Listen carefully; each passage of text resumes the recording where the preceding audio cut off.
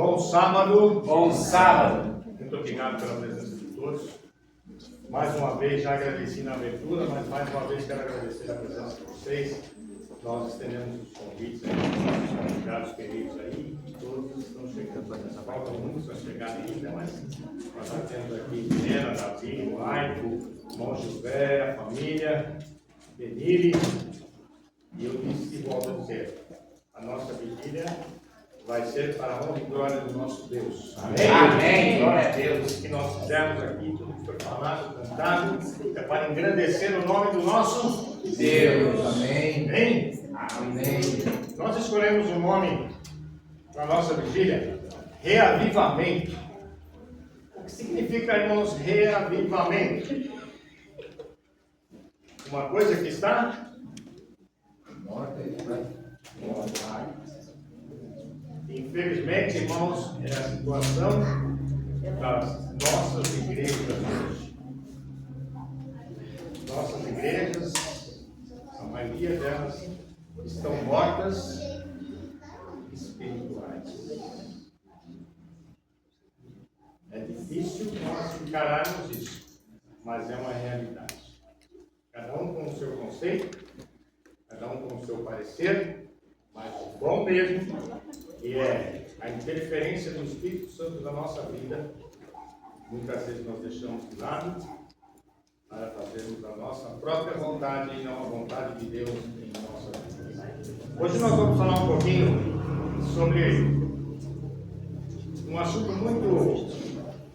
muito falado entre nós, que está lá em Ezequiel capítulo 37. Ezequiel capítulo 37, do versículo 1 ao versículo 11. Quando todos acharem, digam amém.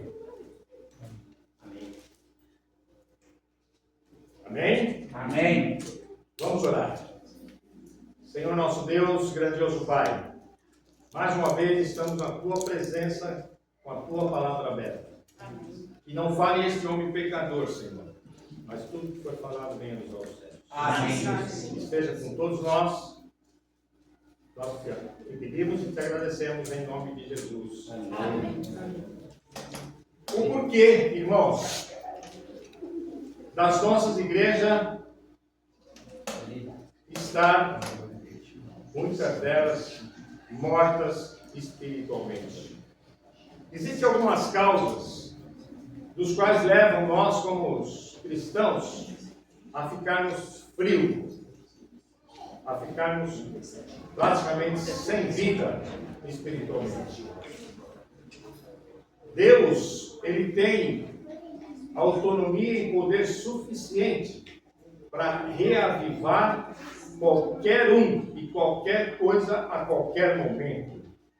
Mas para que isso aconteça, eu preciso deixar Deus ser Deus na minha vida. Porque se eu não deixar Deus ser Deus na minha vida, não acontecerá um reavivamento sincero nas nossas vidas.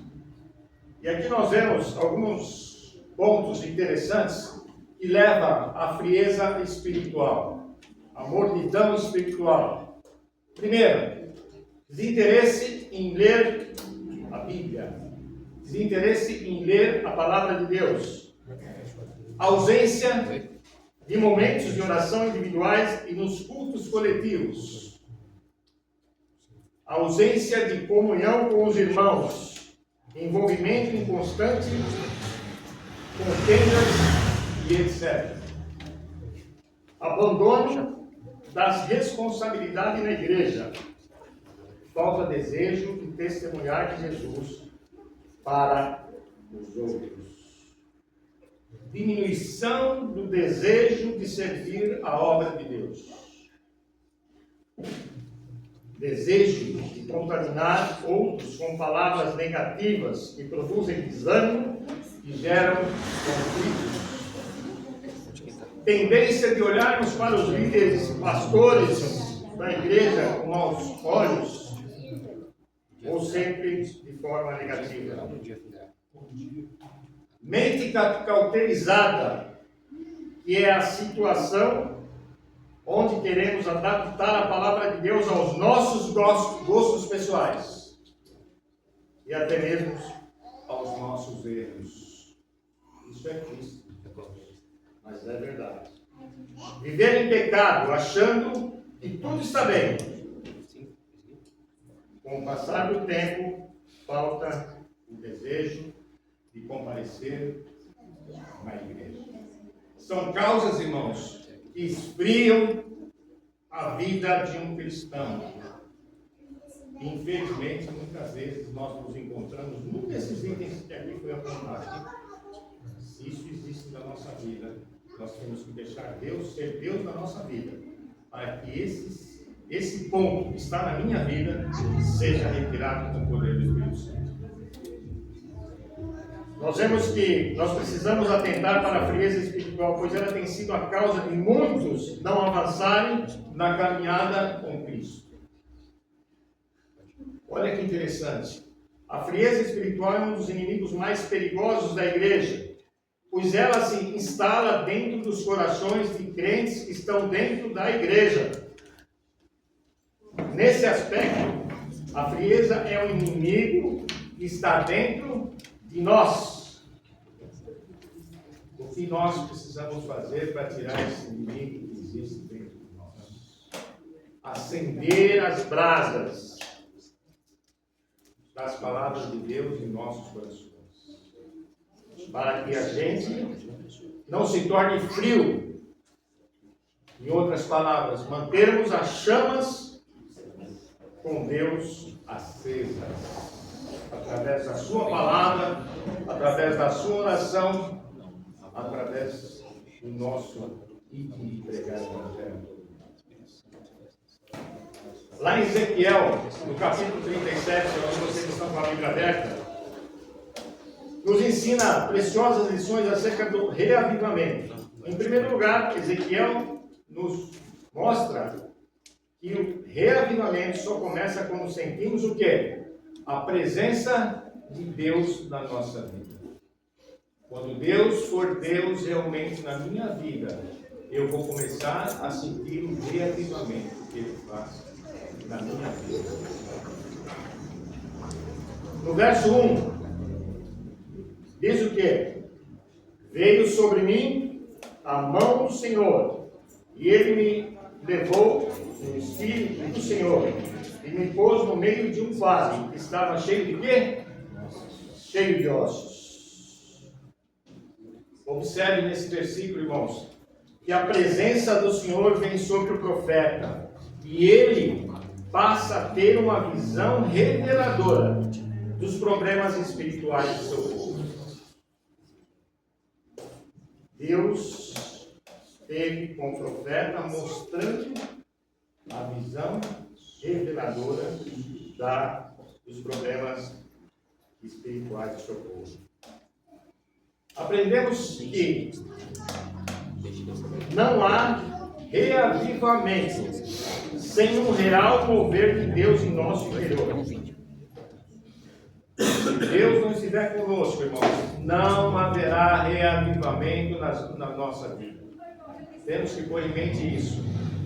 Deus precisa estar conosco para que nós possamos ter um verdadeiro reavivamento na nossa vida. É interessante, irmãos, que precisamos clamar pela presença do Senhor. Precisamos buscar mais a sua manifestação nas nossas vidas. Precisamos ir mais além do natural, ou seja, experimentarmos o sobrenatural de Deus. Percebem? Se eu e você quisermos ser reavivados, se a nossa igreja, do qual nós pertencemos, quiser ser reavivada, precisamos chamar pela presença do Senhor todos os minutos, todos os segundos da nossa vida. Precisamos buscar mais a manifestação em nossas vidas. Precisamos ir mais além do natural, buscar o sobrenatural de Deus. Quando isso acontecer, o reavivamento passa a fazer parte da vida. É interessante, irmãos, que tudo que nós estudamos acerca de Deus nos cultos, nas lições da escola sabatina, em outras palestras mais. Nunca nós colocamos em prática nosso Deus. Totalmente. Sempre falta alguma coisa. Sempre falta a gente levar mais a sério. É muito simples. Qual foi o título do sermão de hoje na igreja de vocês?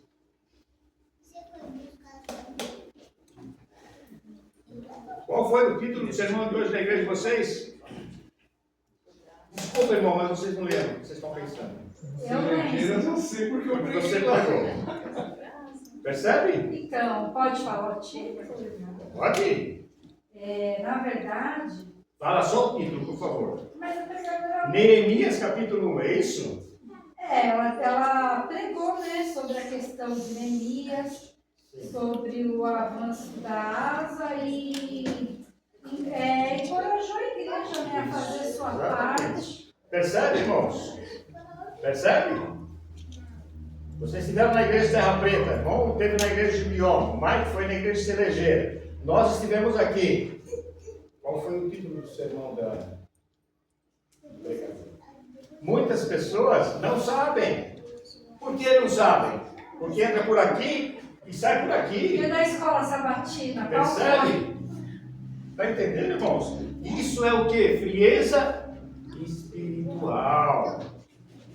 Por que eu não coloco esse o pregador pregou baseado na palavra, não nas palavras do pregador? Eu coloco na minha mente e no meu coração e guardo aqui, pelo menos até a metade da semana.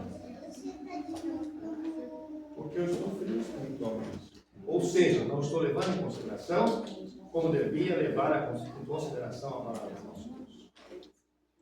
E aí nós vemos, irmãos, que nós temos que mudar essa situação.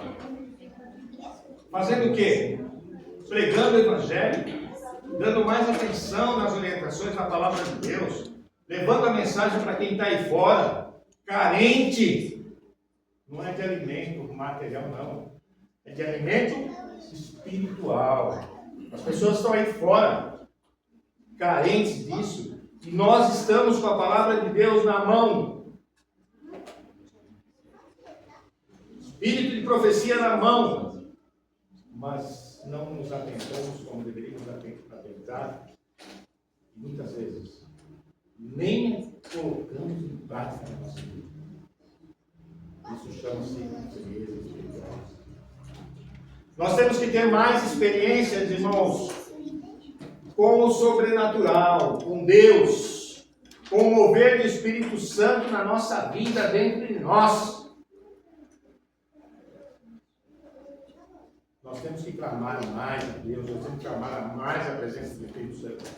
Lá no capítulo 37, Ezequiel, capítulo 1 e 2, também nos ensina que precisamos ter uma consciência real da nossa condição perante Deus.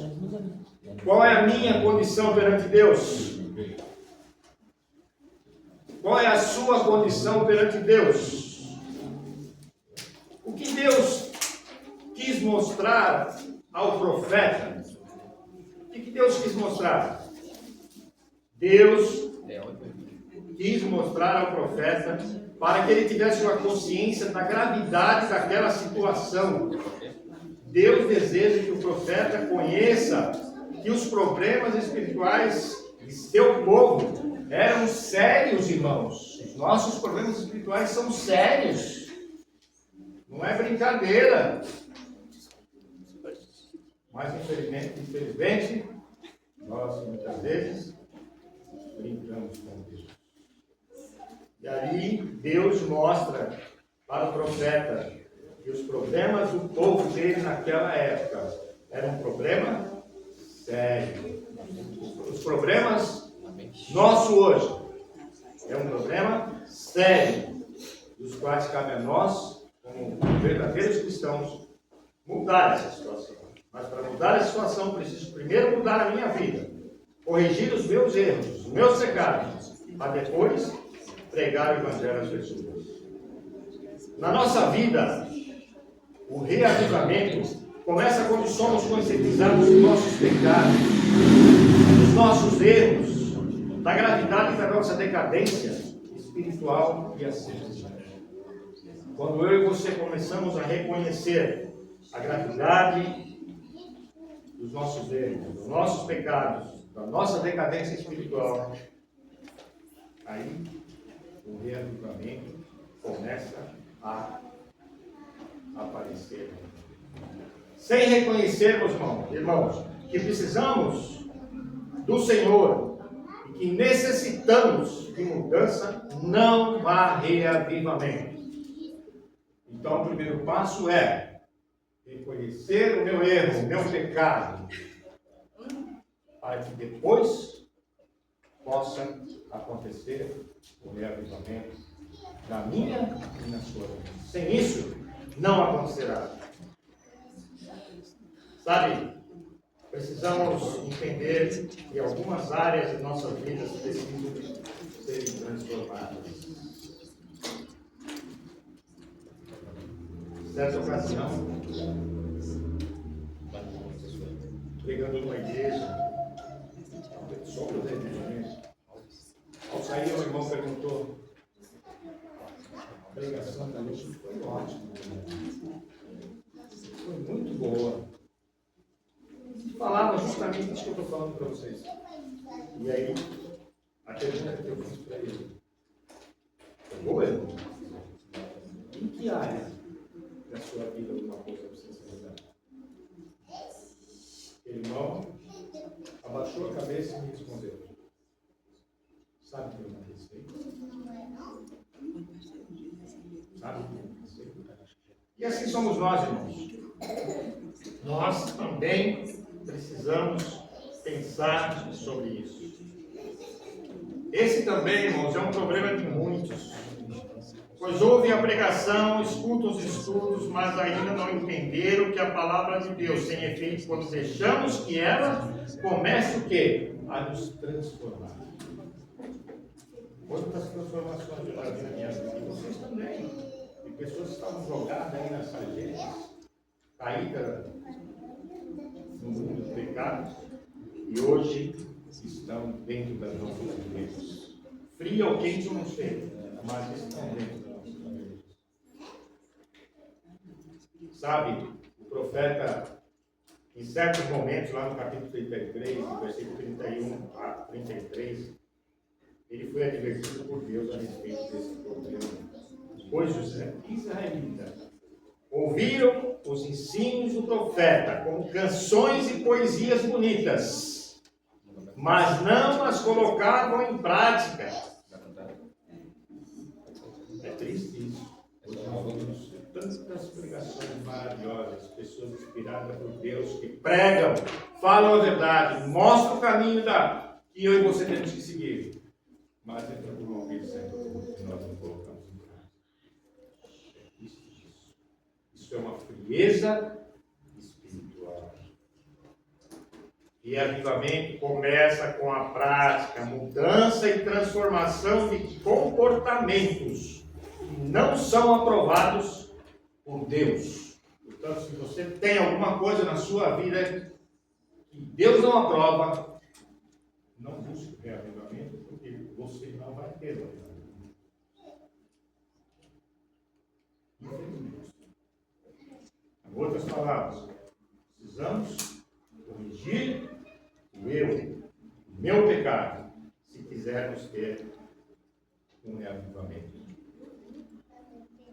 No versículo 3 e 4 de Ezequiel, Deus pergunta ao profeta: homem mortal, será que esses ossos podem ter vida de novo? O profeta responde: Senhor meu Deus, tu o sabes se pode viver ou não. O Senhor então disse: profetize para esses ossos. Diga a esses ossos secos que deem atenção à mensagem do Senhor. Profetizar, irmãos, pregar o evangelho, irmãos. Como eu disse, as pessoas estão carentes aí fora da palavra de Deus. Talvez por um folheto, talvez por um aperto de mão, talvez por um abraço, uma palavra de consolo. Você consegue, com o poder do Espírito Santo, trazer essa pessoa para dentro dos braços de Deus? E aí então, observe que quando Deus fala a palavra, profetiza, não era uma palavra humana, era uma palavra de Deus, uma palavra do sobrenatural. Porque nós humanos não temos poder nenhum de transformar vidas. Mas Deus tem poder de transformar vidas. Sabe, mais que essa palavra é a revelação que inspira, que não tem erros, que foi dada sobrenaturalmente por Deus aos homens. Ela é chamada por Paulo de espada do Espírito, em Efésios capítulo 6, versículo 17. Palavra de vida, em Filipenses capítulo 2, versículo 16. E palavra da verdade, segundo Coríntios capítulo 6, versículo 7. Ela é o poder para a salvação de todo aquele que nele crê. Ela é o poder para transformar a vida de todo aquele. Ezequiel ficou parado quando recebeu isso? Essa ordem? Será que Ezequiel desanimou? Mas eu já fiz isso, não vai dar certo. Eu já falei com o Michael, mas o Michael não me ouviu. Eu já falei com o Davi, mas o Davi não me ouviu. Falei com a Riquinha, mas a Riquinha também não me ouviu. Então não vou falar de novo. Mas Ezequiel não fez isso não, irmãos. Ezequiel foi lá e fez o que Deus mandou. Profetizou. Ele profetizou. Lá no versículo 7 fala o quê? Ezequiel começa a proclamar a palavra de Deus que havia recebido de Deus. Enquanto ele proclamava, começou a haver um barulho de ossos que se ajuntavam. Esse era o barulho da vida que começava a ressurgir. Esse era o barulho do reavivamento, irmãos. Naquele povo de Israel que estava morto. Deus mandou ele profetizar, ele profetizou. De repente aparece um barulho, ou seja, aqueles ossos se mexendo, criando vida. É isso que Deus quer que nós façamos na nossa casa, na nossa igreja. Nós temos que mexer. Nós não podemos ser ossos secos, num vale seco. Nós temos que ser reavivados. Deus, através do profeta, reavivou aqueles ossos e eles começaram a ter vida.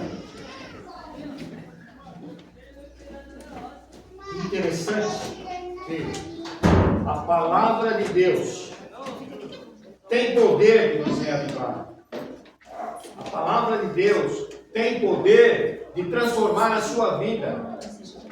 A palavra de Deus tem poder de tirar o pecado que está dentro do seu coração. A palavra de Deus tem poder de tirar o pecado que só você conhece. A palavra de Deus pode tudo, irmãos. Mas para isso você precisa deixar Deus ser Deus na sua vida.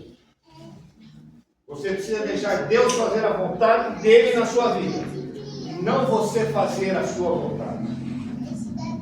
Não sou eu mais que vivo, mas Cristo vive. Amém. Quando nós chegarmos nesse patamar, com certeza nós estamos sendo realizados. Então, a palavra de Deus é uma grande reforma.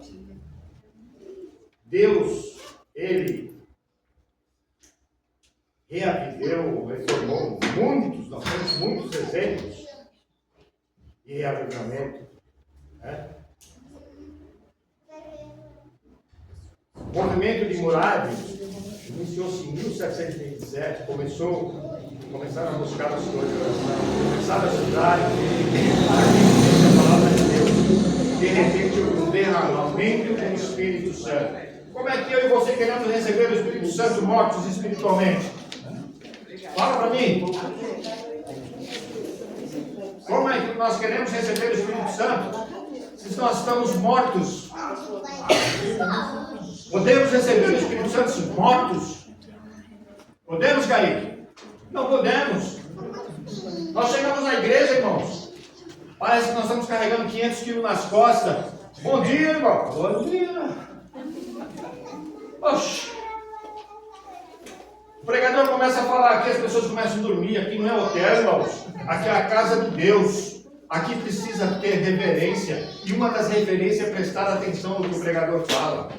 Porque ele não fala dele, ele fala da palavra de Deus. Enquanto nós estivermos mortos espiritualmente, nessas condições, nós não vamos receber o Espírito Santo. Não vai haver Espírito Santo, derramamento do Espírito Santo, irmãos. Ainda tem gente que fala, vou receber o Espírito Santo desse jeito. O Espírito Santo é ativo, é vivo. E ele não atua no corpo.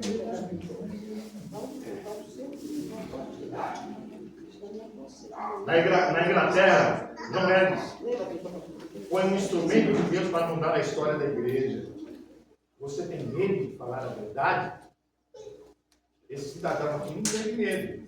E a igreja estava num caminho desvirtuado, achando que o certo estava errado e que o errado estava certo. Passando a mão na cabeça do pecado. Tudo podia entrar na igreja, que era certo. Esse cidadão encarou e mudou a história da igreja. Claro que não foi sozinho. O Espírito Santo estava com ele. Então, Ezequiel, irmãos, profetizou a palavra para o vale dos ossos secos. E tudo começou a mudar. Tudo. No 37, versículo 10 diz: profetizei como ele me ordenava. Como Deus ordenou, não como ele queria. E o Espírito Santo entrou neles. E viveram e se puseram em pé. Um exército sob modo numeroso. Observamos aqui que na medida que Ezequiel profetizava, um grande exército começava a se colocar em pé. O quadro aqui, irmãos, apresentaram um soldado não pode estar caído no campo de batalha, mas em pé. Você e eu somos um soldado de Cristo, irmãos. Deus nos colocou nesse mundo para pregarmos o Evangelho. Deus nos colocou nesse mundo para ser luz. É interessante que alguns dos nossos irmãos ficaram pelo caminho. Soldados valiosos pararam pelo caminho. Desistiram da batalha. Talvez por um problema, talvez por outro. Mas muitos ficaram. Eu conheço muitos irmãos que hoje estão aí fora, contradizendo aquilo que aprenderam, maldizendo aquilo que aprenderam, além do mundo espiritual. Hoje fazem ao contrário do que Deus quer. Quantos soldados estão feridos no campo de batalha? Quantos ficaram caídos? Quantos estão sentindo-se fracos? É hora dessa realidade mudar na nossa igreja. Estamos em tempos onde Deus levantará um grande e poderoso exército para saquear o inferno, vidas que estão sendo destruídas por causa de Satanás. Vocês já leram aquele livro Caçadores de Deus? O seu autor fala, ele foi enfático quando disse que o Senhor não vai derramar seu espírito onde não há fome dele. Isso é fato. O Senhor não vai derramar o Espírito Santo se você não tiver fome dele. E finalizando, Salmo 42, versículo 1. Abram a sua Bíblia. Salmo 42, versículo 1. O salmista expressa a sua sede de Deus dizendo: como suspira a corça pelas correntes das águas, assim por ti, ó Deus, suspira minha alma. E essa sede possa consumir o nosso coração. Amém. Que Deus nos abençoe, irmãos. Amém. Amém. São palavras bíblicas, não são palavras minhas. Portanto, consulte a si mesmo. Faça uma aula de reflexão na sua vida e vê se tem alguma coisa que está atrapalhando você ser um verdadeiro soldado de Cristo. Se estiver, peça perdão a Deus e seja reavivado pelo Espírito Santo. Amém? Senhor nosso Deus, grandioso Pai, nós te agradecemos, Senhor, pelos momentos que passamos, estudando um pouco da sua palavra, mas não ficamos apenas no estudo, mas que possamos colocar em prática a nossa vida. Consulta os nossos corações. Tire alguma coisa que nos atrapalhe entre nós e Cristo. Perdoe esse pecador se falou alguma coisa errada. Em nome de Jesus nós oramos. Amém. Amém.